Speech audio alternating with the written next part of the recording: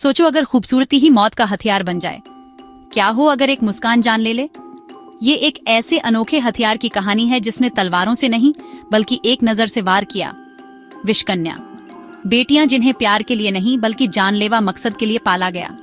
वो लड़कियां जिन्हें बचपन में चुन लिया जाता था और धीरे धीरे रोज जहर खिलाया जाता था, जब तक कि उनका सिर्फ छूना, उनका चुंबन जानलेवा न बन जाए। ये सिर्फ एक मिथक नहीं है, ये भारतीय इतिहास का एक डरावना असली अध्याय है। कई लोग मानते हैं कि विषकन्या की शुरुआत मौर्य काल में हुई थी, चाणक्य की शानदार, कुछ लोग कह सकते हैं निर्दयी रणनीतियों का हिस्सा। जब दुश्मन बहुत ताकतवर हो तो आप उन्हें सेनाओं से नहीं हराते, आप उन्हें चालाकी से हराते हैं। इन लड़कियों को बहुत ध्यान से चुना गया था। उनके शरीर को सालों तक जहर की छोटी छोटी खुराकें दी गईं। उनकी प्रतिरोधक क्षमता बढ़ती गई, लेकिन किसी और के लिए वो छूना जानलेवा था। उन्हें सिर्फ जहर से बचे रहने की ट्रेनिंग नहीं दी गई थी, उन्होंने संगीत, नृत्य, शास्त्र और सेडक्टिव होने की कला सीखी।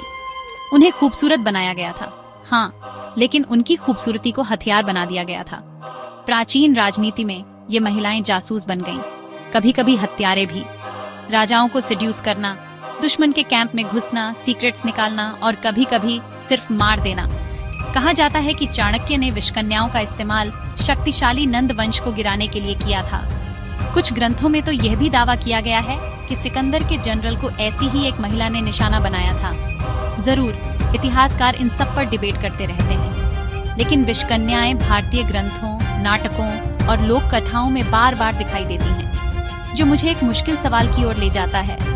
क्या ये महिलाएं असली थीं या सिर्फ एक शासक की क्रूर कल्पना का नतीजा?